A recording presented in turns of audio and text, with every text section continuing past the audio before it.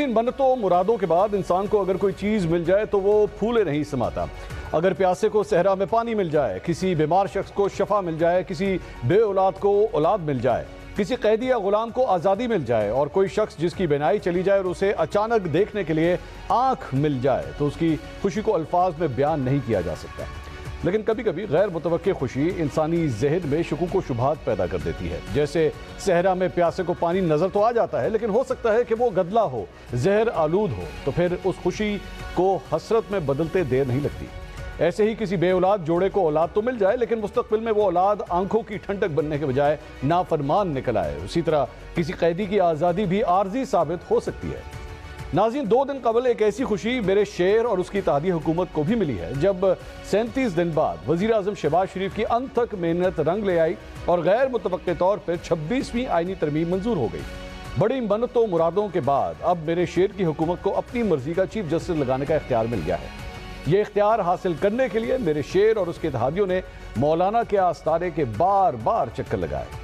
चंद गैर मुसद्दका खबरें ऐसी भी आईं कि जहां हुकूमत एक जानिब अपनी मन्नतें मुरादें पूरी करने के लिए एड़ी चोटी का जोर लगा रही थी, तो वहीं दूसरी जानिब उसे डंडे का इस्तेमाल भी करना पड़ा। ऑपोजिशन के मुताबिक इस चक्कर में कुछ अफराद को मुबैना तौर पर अगवा करके तावीज़ धागे के लिए नामालूम मुकाम पर भी मुंतकिल किया गया, जहां पर उन पर मंत्र फूंके गए। नाज़रीन, वो लोग जो नामालूम आस्थाने पर जब तावीज़ हासिल कर रहे थे तो वहीं उनके घर वाले परेशानी के आलम में सोशल मीडिया पर पोस्ट करके दुनिया को बता रहे थे कि उनका अपनों से राब्ता मुनक़ता हो गया है। लेकिन हैरत का धचका तो उस वक्त लगा जब लापता लोग अचानक पार्लियामेंट में नमूदार होते हैं।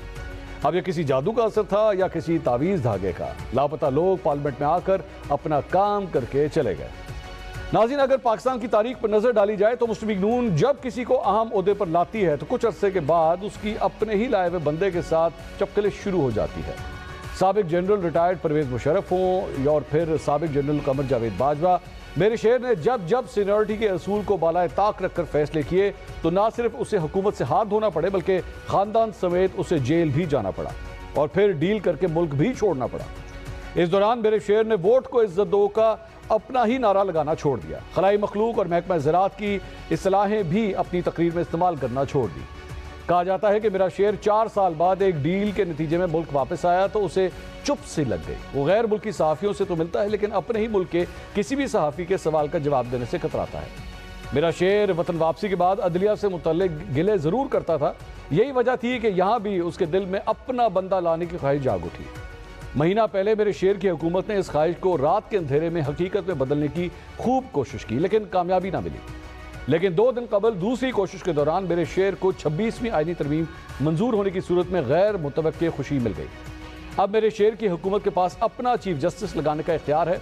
अब वो अपनी मर्जी से मुल्क की सबसे बड़ी अदालत का चीफ जस्टिस लगाने का, लेकिन क्या मुस्तकबिल में मेरे शेर की अपनी ही लगाए हुए चीफ जस्टिस के साथ बन पाएगी?